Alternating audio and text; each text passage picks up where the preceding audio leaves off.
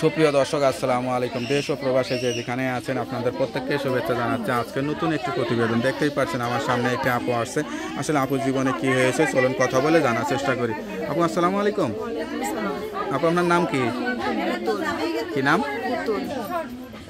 আপু? আপনার নাম কি? বুঝি না, একটু জোরে কোন কথা। আপু আপনার নাম কি?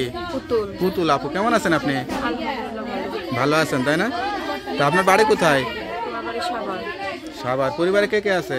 পরিবারে মা, ছোট ভাই আর একটা ছেলে আছে। আপনি কি গৃহস্থ পরিবারের মেয়ে? হ্যাঁ। আচ্ছা আচ্ছা। তা আপনার বিয়ে শাদী হয়েছিল? হ্যাঁ। বিয়েটা কিভাবে হয়েছিল? পরিবারে থেকে দিছিল। লেখাপড়া করছিলেন? হ্যাঁ, করছি।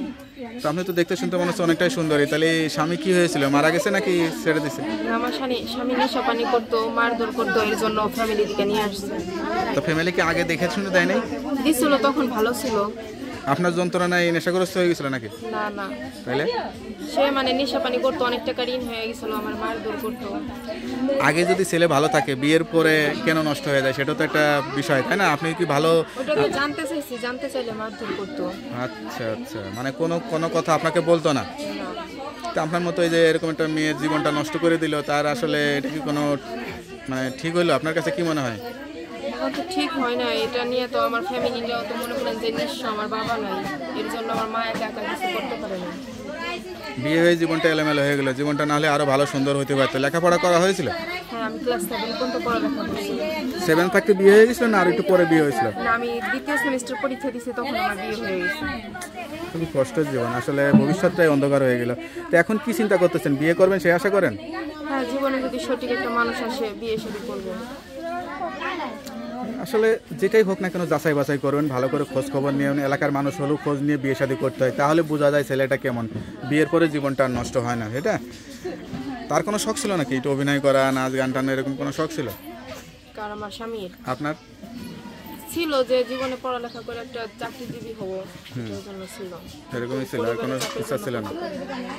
তো এখন বিয়ে না হলে চাকরি বাকরি করে জীবন কাটাইতে পারবেন নাকি বিয়ে শাদী করতে হবে? কারণ জীবনে বাঁচতে হলে একটা বটগাছের প্রয়োজন হয়। আমার তো ওই বটগাছটা না, বাবাও নয়, স্বামীও নয়। সেটাই।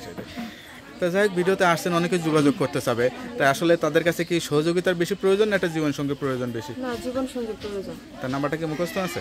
নাম্বার আমার ফোন আছে। মুখস্থ নাই? না। তার নাম্বারটা কি আপনার না? আমারই। আচ্ছা, তার নাম্বারটা আমার কাছে দেন, আমি দেখে বলে দিই। হ্যালো ভিউয়ার, শুনতে পেলেন এক অসহায় গরিব মেয়ের জীবনের গল্প। সত্যিকারের অসহায় স্বামী হারা আপু। কেউ যদি যোগাযোগ করতে চান বা বিয়ে করতে চান অবশ্যই এই নাম্বারে যোগাযোগ করবেন। তার নাম্বারটি হচ্ছে 01616048981। নাম্বারটা আবার বলে দিচ্ছি, 01616048981। নাম্বারটা খোলা থাকে তো? যাক, নাম্বার খোলা রাখবেন। আর যত কষ্ট হোক নামাজ কালাম পড়বেন, কেউ ফোন দিলে সত্যি কথা বলবেন, ঠিক আছে?